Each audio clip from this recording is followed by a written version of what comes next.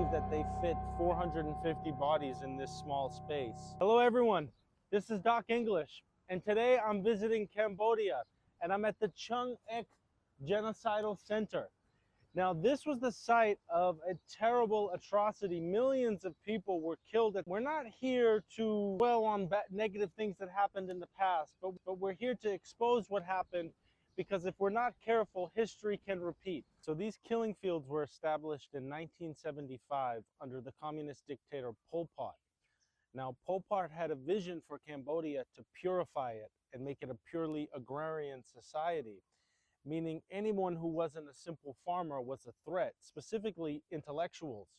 Those were the first people that were targeted. So too were religious people, as well as ethnic minorities. Now here we see a drawing depicting trucks dropping people off. Here was the place where a truck transporting victims to be exterminated stopped. The truck would arrive 2 to 3 times a month. Each truck held 20 to 30 frightened, blindfolded, and silent prisoners. So this next image depicts the executioner's working office. This would have been what the buildings looked like. Of course, shortly after the regime was taken down, the locals, out of anger, tore this whole thing apart. So the buildings are no longer stand today. We've just got these pictures to depict what would have been the guards here who executed the people. Now, the audio tape here emphasizes that the guards were recruited as teenagers. They were young, they were impressionable, they weren't really able to think so much for themselves, and they were brought into this system to do the dirty work for the political elites at that time. And communist movements throughout history have always targeted the young for that specific purpose. So here we're at a mass grave site of 450 victims, and it's hard to believe that they fit 450 bodies in this small space. I guess if you just dump the remains in a small space, it can work like this. So here we see an assortment of the victims' clothes. And if we can just look right over here at this pond, which was once a ditch where victims were buried. Today it's filled with water. Now clothes like this, as well as bones and teeth, periodically rise to the shore due to weather shifts.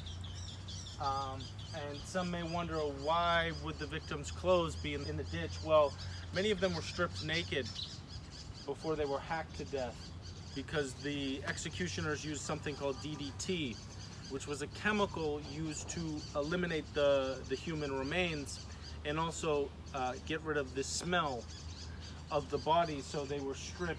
But during rainy seasons and climate shifts, what will happen is bones such as these will wash up to the shore, and not just bones, but also looks like rope that was used to tie people's hands together. So this image depicts the agricultural tools that were used to kill the victims. They didn't use guns and bullets or any advanced styles of execution. That would have been too expensive. They used tools like this to hack up bodies. And a Pol Pot slogan was, better to kill an innocent accidentally than to spare an enemy, which is quite different from innocent until proven guilty. In communist Cambodia, you were guilty until proven innocent and probably killed anyways. So part of the reason why the regime picked this site was because it was out of the way of everything else, but it was also a traditional burial site for Chinese settlers who would come into a kiosk like this, and when somebody died of natural causes, family would circle around that individual. Now, of course, that was very different from how people were executed here under the communist regime. And there also wasn't an emphasis on family. The people who were chosen to survive were separated. Men were not allowed to live with women. Women were not allowed to live with men.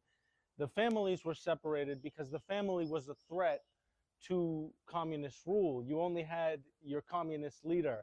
That was your god in the communist system. The family is always under attack.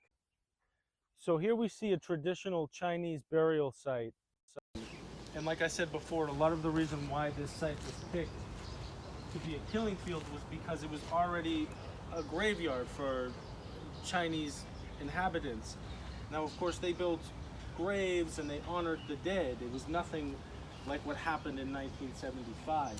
Now here what we see is pieces of bones remaining after excavation in 1980. I referred to that small lake earlier, which was once a pit where dead bodies were, and the bones continually rise up.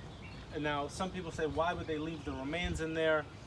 A lot of this was left untouched because it was used as evidence to prosecute the regime when they were finally overtaken. And interestingly enough, you see teeth, quite a bit of teeth, some rope, which was used to tie people's hands and legs together if they resisted, the bones, and right here you see the teeth, which were probably knocked out over the course of their execution, and there's probably much more there in that ditch. So here we see another mass grave, and this one has particular significance because it's a mass grave of more than 100 victims, and these victims were all children and women. And these mass graves are periodically spread out throughout the entire site, but we see this one get special attention because it was innocent women and children, and many people seem to put bracelets and other things to memorialize and honor those killed. And another notable thing that we see at this site is what they call the killing tree. But this is the tree which executioners used to smash children's heads against. Like I said, they didn't have guns, they didn't have bullets, so they used very rudimentary and brutal killing techniques. And the regime claimed that it was a lot easier to use something like a tree because it was quick and easy. So hundreds of children had their heads smashed against this tree and were ultimately killed. So here we see another tree, a beautiful tree at that. This tree was used as a tool to hang a loudspeaker, which made sound louder to avoid the moan of victims while they were being executed. So they would play songs that glorified the revolution and hang speakers from trees like this and blast the music as to override the screams of those being hacked to death. And when people drove by, they thought perhaps it was a communist meeting or something of the sort. It did a good job of masking what was actually going on here and hiding it. Now, of course, the international community had no idea what was going on. The other nations of the world did not know what was taking place in Cambodia. In fact, the borders were littered with landmines, so nobody was allowed in or out.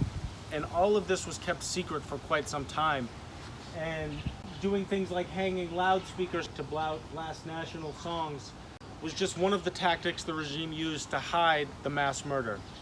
Now, originally it was religious people, ethnic minorities, and intellectuals that were targeted by the movement.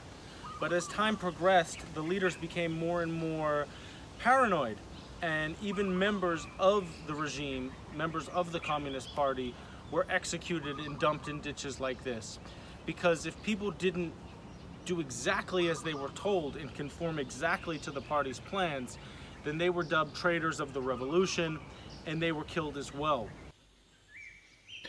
Upon finishing the tour, there's a stupa which was recently built in honor of the victims, and their skulls, as well as weapons which were preserved and used that were used to kill them, um, have been placed in this stupa. On the bottom row, you see the victims that were under 20 years of age, and you might notice that their skulls are notably smaller than those at the top. And this stupa has four sides, and in each corner there are rows and rows and rows of skulls. It's a lot. And I'm not generally someone who gets worked up over stuff like this, but you see the marks in the skull, the cracks in the skulls where the individuals were hit over the head with weapons. It seemed that each of them had some sort of hole or crack.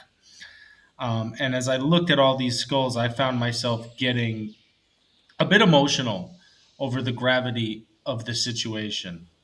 And I think the best way that we can honor the people who died is to bring to light what happened and expose what happened to prevent extreme collectivist movements such as communism from happening again.